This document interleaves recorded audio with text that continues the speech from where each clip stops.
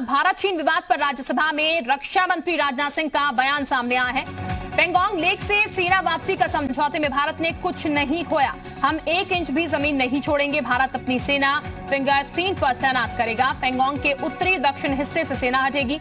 चीन ने एलएसी पर अतिक्रमण की कोशिश की। सितंबर से दोनों देशों के बीच संवाद जारी। भारत की तरफ से चीन को जवाब दिया गया। एलएसी पर चीन ने घुसपैठ की कोशिश की। लद्दाख की 62,000 वर्ग किलोमीटर पर चीन का कब्जा। अरुणाचल को अपना हिस्सा बताता है चीन। एलएसी पर भारत मजबूत स्थिति में है। तो ये इस वक्त की बड़ी खबर। बातचीत के लिए हमारी स्ट्रेटेजी तथा अप्रोच माननीय प्रधानमंत्री जी के इस दिशा निर्देश पर आधारित है कि हम अपनी 1 इंच जमीन भी किसी और को नहीं लेने देंगे। हमारे दृढ़ संकल्प का ही यह फल है कि हम समझौते की स्थिति पर पहुंच गए हैं। इन दिशा निर्देशों के दृष्टिगत सितंबर 2020 से लगातार मिलिट्री एंड डिप्लोमेटिक लेवल पर दोनों पक्षों में कई बार बातचीत हुई है कि इस डिसएंगेजमेंट का म्यूचुअली एक्सेप्टेबल तरीका निकाला जाए। अभी तक सीनियर कमांडर्स के स्तर पर 9 राउंड्स की बातचीत हो चुकी है। राजनयिक स्तर पर भी WMCC यानी working mechanism for consultation and coordination of India China border affair के तहत भी बैठकें हो। सभापति महोदय, यह भी तय हुआ है कि दोनों पक्ष नॉर्थ बैंक पर अपनी सेना की गतिविधियां, जिसमें परंपरागत स्थानों की पेट्रोलिंग भी सम्मिलित है, को अस्थायी रूप से स्थगित रखेंगे। पेट्रोलिंग तभी शुरू की जाएगी जब सेना एवं राजनयिक स्तर पर यानी डिप्लोमेटिक लेवल पर आगे बातचीत करके समझौता बनेगा। इस समझौते पर कार्रवाई कल से नॉर्थ एंड साउथ बैंक पर प्रारंभ हो गई है। यह उम्मीद है इसके द्वारा पिछले साल के गतिरोध से पहले जैसी स्थिति बहाल हो जाएगी। सभापति महोदय, मैं इस सदन को आश्वस्त करना चाहता हूं कि इस बातचीत में हमने कुछ भी खोया नहीं है। सभापति महोदय, सदन को यह भी जानकारी देना चाहता हूं अभी भी एलएसी पर डिप्लॉयमेंट तथा पेट्रोलिंग के बारे में कुछ आउटस्टैंडिंग इशूज बचे हुए हैं। इन पर हमारा ध्यान आगे की बातचीत में रहेगा। दोनों पक्ष इस बात पर सहमत हैं कि बाइलेटरल एग्रीमेंट्स तथा प्रोटोकॉल के तहत पूर्ण डिसएंगेजमेंट जल्द से जल्द कर लिया जाए। अब तक की बातचीत के बाद चीन भी देश की संप्रभुता की रक्षा के हमारे संकल्प से पूरी तरह और अच्छी तरह अवगत है।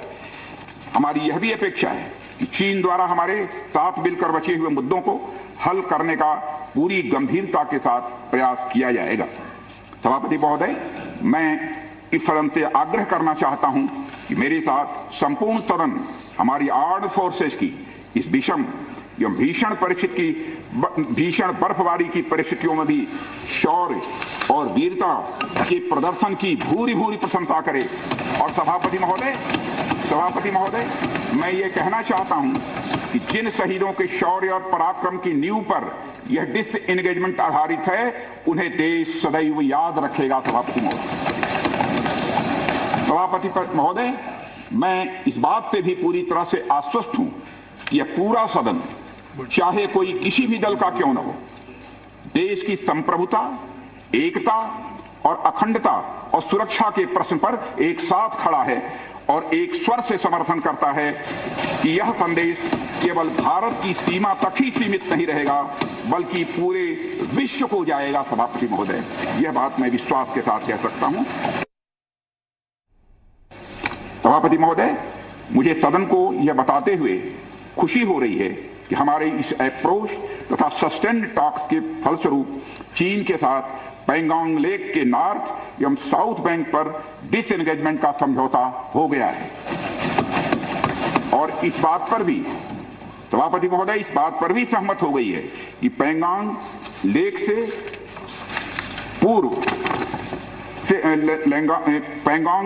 पूर्ण डिसएंगेजमेंट के 48 आवर्स के अंदर सीनियर कमांडर स्तर की बातचीत हो तथा बाकी बचे हुए मुद्दों पर भी हल निकाला जाए।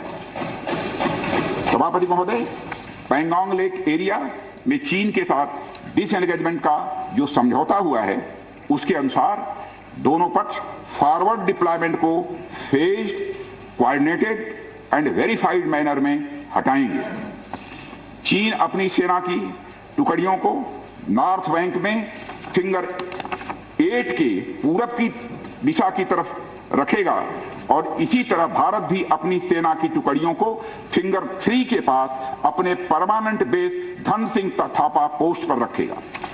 इसी तरह की कार्रवाई साउथ बैंक एरिया में भी दोनों पक्षों द्वारा की जाएगी। ये कदम आपसी समझौते के तहत बढ़ाए जाएंगे तथा जो भी निर्माण आदि दोनों पक्षों द्वारा अप्रैल 2020 से नॉर्थ एंड साउथ बैंक पर किया गया है उन्हें हटा दिया जाएगा और पुरानी स्थिति कायम कर दी जाएगी।